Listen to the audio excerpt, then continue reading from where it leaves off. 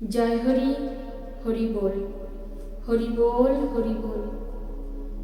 পূর্ণব্রহ্ম আমার দয়াল হরিচাঁদ, দেবাদিদেব মহাদেব আমার গুরুচাঁদ ও শান্তি সত্য ভামা দেবী চরণে আমার ভক্তিপূর্ণ প্রণাম।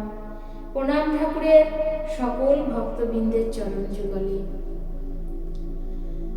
আজ সাধু সঙ্গ নিয়ে দু একটি কথা বলবো, ভুল ত্রুটি হলে ক্ষমা করবেন। জয় হরি, হরি বল। সাধু সঙ্গ, সাধু সঙ্গ সর্বশাস্ত্রে কয়, সাধু সঙ্গ লইবা মাত্র জীবের ইষ্ট প্রাপ্তি হয়। এই জন্যেই হয়তো জ্ঞানী গুণী বয়োজ্যেষ্ঠ পূজনীয় ব্যক্তিগণ সাধু সঙ্গ করবার উপদেশ দিয়ে থাকেন। তবে প্রশ্ন আসে যে এই সাধু কে? এই সাধু? তার সঙ্গ কিভাবে পাওয়া যায়? এই বিষয়ে কথা বলার মতো ধৃষ্টতা আমার মতো ভক্তিহীন অবার্চিনের পক্ষে অসম্ভব।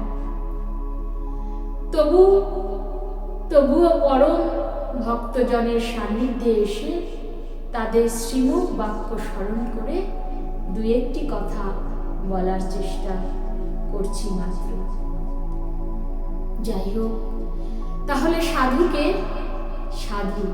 সাধু তিনি যার কথায় ও কাজে কোনো ভাগ থাকে না, নিষ্ঠার সাথে ভগবানের সাধনা করেন, মানুষ তথা সমগ্র জীবের প্রতি সেবা পরায়ণ ও জীবের কল্যাণে কাজ করেন, এবং তিনি প্রকৃত সাধু, যিনি সাধু না সেজে আচরণে সাধুত্বের বিকাশ ঘটিয়ে থাকেন। তিনি প্রকৃত সাধু।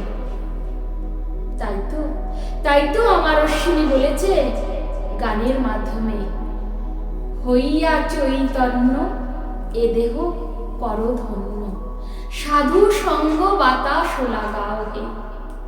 আর আমার তারক বলেছে, সাধু সঙ্গেতে প্রাণ জুড়ায় রে, শীতল করে তাপি তঙ্গ, ক্ষণেক মাত্র হলে সঙ্গ। সাধুর গুণ কি যায় রে বলা, সাধুর শুদ্ধ চিন্তা অন্তর খোলা, ও যার দর্শনে যায় মনের ময়লারে, পরশনে হয় প্রেম তরঙ্গ। সাধু গুরু বৈষ্ণবের মুখে শুনেছি যে সাধুদের মধ্যে অবস্থান করেও কখনো কখনো সাধু সঙ্গ হয় না, কারণ সাধুর সঙ্গে থেকেও কেউ বৈষয়িক চিন্তায় মগ্ন থাকে, অর্থাৎ শুধু শরীর থাকে সাধুর সঙ্গে, মন পড়ে থাকে বিষয় আশয় সমুদ্রে। তেমনি আবার সাধু সঙ্গে রমণীয় ধারায় কখনো কখনো এমন ভাবে ডুবে যায় যে বাহ্য জ্ঞান হারা হয়ে প্রেমাশ্রু বর্ষণে তার অসীম অনন্ত ধারা প্রবাহিত হতে থাকে। সেই প্রেমধারার অমোঘ স্মৃতি নির্জনে একাকী গভীর মনসংযোগে যখন স্মরণ করা হয়, তখন মহানন্দে মনসংযোগ হয়, প্রেমানন্দে শিহরিত হয় শরীর, আবার প্রেমাশ্রু ধারা বর্ষিত হয়ে মিলে যায় শ্রীহরির শ্রীপাদ পদ্মে। আর তখনই হয় প্রকৃত সাধু সঙ্গ। সাধুদের মাঝে বিরাজ করে বা বিরাজ না করেও সর্বক্ষণিক সাধু সঙ্গ লাভ হতে থাকে। ক্রমাগত ভাবে এই ভাব, এই আদর্শ সর্বজীবকে সর্বময় সাধু সঙ্গে যুক্ত রাখে। ঠিক এইভাবেই সাধু সঙ্গে না গিয়েও সাধু সঙ্গ করেছিলেন মা বীণা পানি। বিজয় সরকারকে আপনারা সবাই জানেন বা চেনেন। সেই বিজয় সরকারের গানের সুর বাংলার আকাশ আকাশে বাতাসে ভেসে বেড়ায়, যার গান শুনে আজও মানুষের হৃদয় বিগলিত হয়। তিনি গান লিখেছিলেন, পোষা পাখি উড়ে যাবে সজনী, একদিন ভাবি নাই মনে। সেই মরমী কবি বিজয় সরকারের কথা আমরা সবাই জানি, কিন্তু তার পোষা পাখির কথা আমরা অনেকেই জানি না। সেই পোষা পাখিটি হলো সরকার মশাইয়ের প্রথমা স্ত্রী, নাম ছিল বীণাপাণি দেবী। একদিন বিজয় সরকার গান গাইতে যাবে। তার স্ত্রী বীণাপাণি তাড়াতাড়ি রান্না বান্না করছে আর মনে মনে চিন্তা করছে, আমার স্বামী একজন মহাপুরুষ, মহাসাধু। ওনার গান শুনে কত অসৎ মানুষ সাধুতে পরিণত হয়েছে। উনি প্রতিদিন কত ভক্তের সঙ্গে ভক্ত সঙ্গ করে, কিন্তু সংসারের কাজ করতে করতে আমার তো আর সাধু সঙ্গ করা হয় না। তা এবার আমি ভক্ত সঙ্গ করব।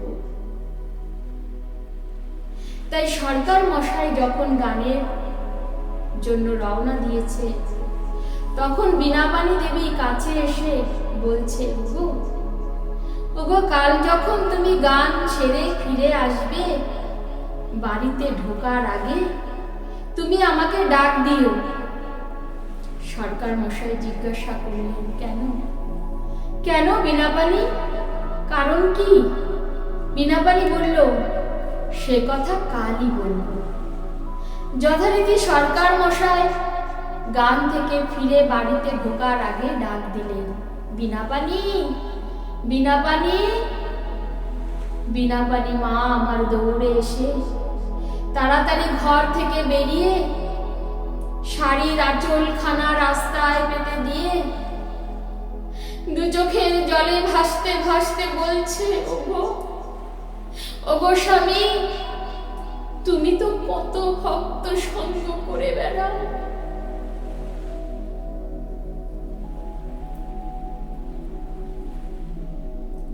সেই সব ভক্তের পরশ তোমার অঙ্গে লেগে আছে, কিন্তু আমার ভাগ্যে তো আর ভক্ত সঙ্গ হয় না।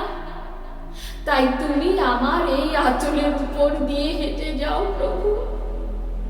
আমি তোমার ওই চরণ ধুলি আমার সর্বাঙ্গে মেখে আজ আমি ভক্ত সঙ্গ করব। কথা শুনে সরকার মশাইয়েরও দু চোখ বেয়ে নেমে এলো প্রেম বন্যা। দুজনের চোখের জলের মধ্য দিয়ে সেখানে তৈরি হলো আনন্দের স্বর্গ। সরকার মশাই স্ত্রীকে বুকে তুলে বললেন, শোনো বীণাপাণি, শোনো, তোমার মতো স্ত্রী পেয়ে সত্যি আজ আমি ধন্য। আর আমার বীণাপাণিও বলল, ওগো স্বামী, তোমার মতো মহাসাধক স্বামী পেয়ে আমিও ধন্য। এই হলো বিজয় সরকারের পোষা পাখি।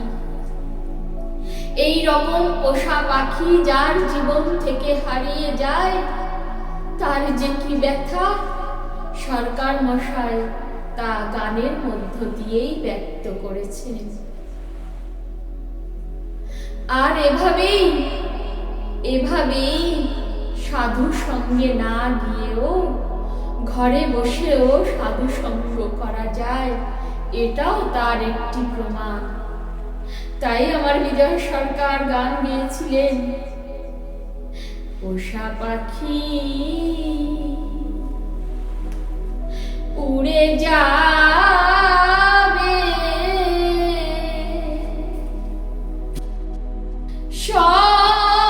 সজনী,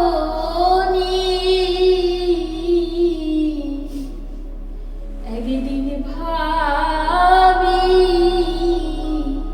না মামি। পোষা পাখি উড়ে যা